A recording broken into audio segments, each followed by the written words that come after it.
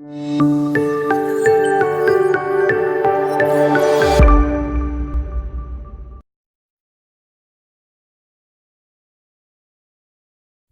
our rebellion to succeed, King's Landing had to be taken forcefully. No one was foolish enough to believe that Aerys was going to hand his crown over peacefully. The Mad King's reign needed to end. What Tywin Lannister's forces did was unfortunate, but it was necessary to secure the Iron Throne and bring peace and justice to the Seven Kingdoms. My glorious victory at the Trident left me wounded, but I sent my personal maester to attend to Sir Barristan Selmy instead. His wounds were more severe. Even though Sir Barristan was a member of Aerys's Kingsguard and fought on the opposing side, that man's bravery and loyalty was something to behold. But this meant my wounds would take longer to heal, and I couldn't ride to King's Landing myself.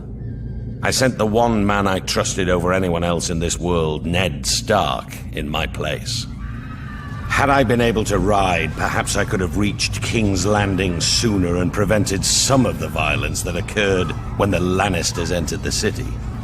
Still, what Lord Tywin did was for the greater good. Even what happened to Princess Elia and her children.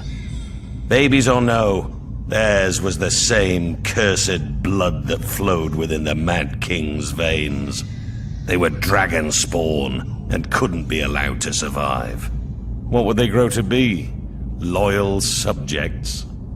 Ned with his damn northern honor. He and I had our first major fight over the deaths of the Targaryen children. Ned called it murder. Murder? It was war. It was war. Lord Stark demanded that the Lannisters be held responsible for their crimes. Was it a crime to put an end to a family of lunatics born of incest? I wouldn't and still won't blame Tywin. Instead, I sent Ned Stark south to finish off the remaining Targaryen loyalists. It was only Lyanna Stark's death that reconciled us. Ned had lost his sister. I had lost my betrothed and beloved. We shared that sad bond together, Ned and I.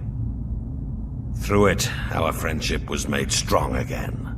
As for the Mad King's surviving heirs, those that were able to scurry away in the face of my fury now live somewhere across the narrow sea. They had best stay there. If they ever set foot in Westeros again, they will face the King's justice.